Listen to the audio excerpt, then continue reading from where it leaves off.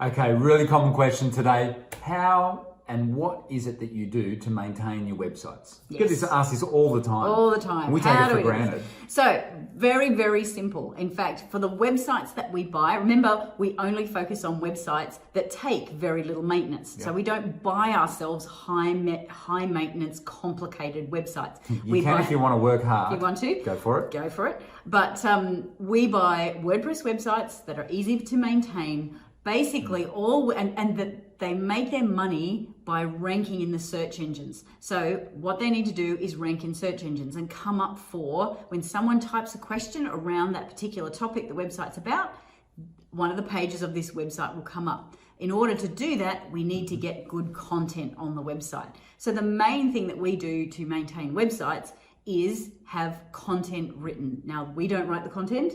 No. What we do know though, it's all about having that right knowledge. We do the research about what content's got to go on there and the sort of what we want, what questions we want answered by the website. So if we buy a website, we will typically go in and research the niche that the website's in, the topic around it. And then what we like to do in an ideal world is come up with, say, a 12-month content plan. Yeah. So we have a bit of a plan around that, and we do that through what's called keyword research as well. We look at the keywords that we're going to use on the website, but it's also about the topics. So we'll look at we'll do like a bunch of research out there, and that's, to me, it's really good fun. I love that, going into brand new niches that we know nothing about, researching the niche and coming up with a content plan, and then we just work backwards from there. We go, okay, we're going to post X amount of articles each month, and it might be one a month. One a month, depending on the size of the website, and it's good fun. And then we have a bit of a plan. And in my head too, I often have a plan because we like to keep our websites for a long time. I often am actually planning it out over, say, a couple of years, because what you don't want to do is post all your content at once, because you don't need to. So lots of people post tons and tons of content, and then they get bored and run out of steam. We don't do that. We plan it out over a year, so that we're, in an ideal world, on say smaller sites, you might only be posting good content once or twice a month, and that's all it's needed.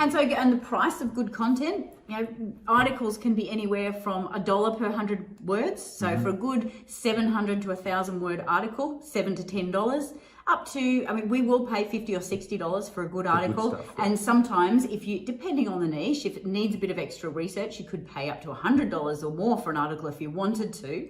But again, it's a choose your own adventure, depending on what niche it is and what level of content you want to put on the website, what it needs to maintain its rankings and its traffic coming in. It may not need to be that complicated. But these days, the good news is, a lot of success online now revolves around good content. Yes. And so the cool thing is, when you know how to research it and plan it, from there on you can outsource the rest of it to, there's wonderful writers everywhere, especially with print media dying. There's so many journalists you can hire now. It's just not funny. And the only other things that you need to think about for maintaining a website, aside from content, is some tech. We always have a technical person on call to help. So obviously we've got technical people, but you can actually hire them on places like Upwork for a half-hour job or for a little technical job. You don't have to hire them full-time. And they are anywhere from,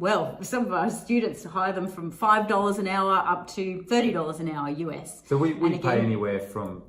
We're usually around the $10 to $15 US per hour. Up to $30 sometimes. For a very good technical person. Yep. And then the other thing may be images. And that's the other thing you've got to be really aware of online. You don't just copy images out of Google. No. You do need to, if you're going to use an image, you need to make sure it's not got copyright, or otherwise you can pay for a royalty-free image. Now, those are anywhere from a couple of dollars up to $10. So the costs of maintaining a website are not high. The majority of our website income comes in as profit. And that's the awesome thing about having websites, and that's how you maintain a website. So if you've got any questions about it, just let us know.